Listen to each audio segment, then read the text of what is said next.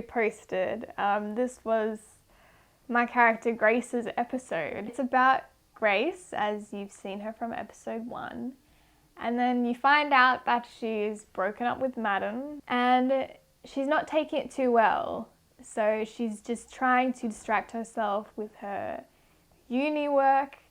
And her best friend Tessa, who's a very bubbly, fun character, she's really tried to pressure Grace to come out of the house and just let loose and have some fun. Finally does it, only to regret it and to have one of the worst nights of her life. This episode dealt with the issue of privacy and social media. Originally it was written as a standalone episode. It had Grace, I guess, but it didn't have this log line of Grace and Madden's characters throughout.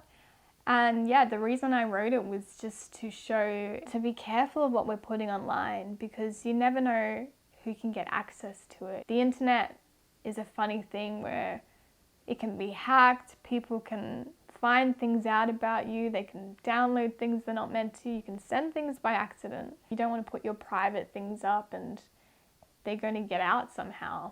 And I think adding Madden and Grace's story into this just amplified that point so much more. You can only imagine how many people would have seen that if you had this YouTube personality and his ex-girlfriend's photos gotten out. That would have just made her, feel so much worse. And especially a character like Grace, who's so internal and so vulnerable. That was just the big sort of climax for her character. Grace, I think somebody hacked your account. What? Where? On Insta. No, I deleted my account. Wait, Grace. Writing and directing myself. And acting myself. It's an experience I try to avoid because I don't love the pressure of that. Directing on its own and then acting on its own are such huge tasks. So to have to do both of them is just, I'm going to call it insane. And on top of that, to have it be one of the biggest episodes in the series where there was 20 extras and all these lights and this music and this crew. I'm very glad we spread the filming out onto 2 nights because we tried to be very ambitious and do it all in one night. It was such a switch. You just have to keep switching in and out, directing, acting. And then you have to watch the takes back and you have to direct yourself. Like, are you doing a good job? What do you need to work on? Then I have to switch and go, okay, now I need to direct. You guys need to do this. How's the camera going? There's so much going on. But in a way, I guess that sort of helped with Grace because she had to sort of be in this mindset at that party where she didn't want to be there. She felt on edge. She felt anxious. Abby!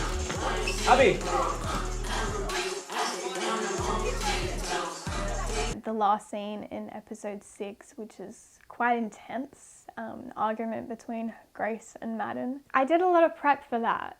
So I actually had to film that scene, about 10 takes of that scene. And if we watch it, I'm arguing with Madden and then I get quite emotional towards the end. It was very exhausting. Prep for it, when I do characters, I often write journals for them. So these journals, they got nothing to do with, they're not going to be in the film whatsoever, but they'll be in here. And so the reason I do these journals is because it really helps me embody this character and understand how they think. Because when you write a journal, it's all your thoughts, it's all how you're feeling. No one reads it, it's all for you. So to do that for a character really helps me a lot. And then there was just a lot of internal work going on behind the lines. So the monologue that Grace says to Madden embodies a lot of what we're trying to say in the series as well. She just tells it to him straight. You seek love from all of these apps and all these people behind a screen. I think technology is great and that we can be creative and we can connect with people. But I think it's important to realize who you are behind this and to really step into yourself and not have your worth all about social media. I don't know who you are anymore. I don't know this person. Who the fuck are you?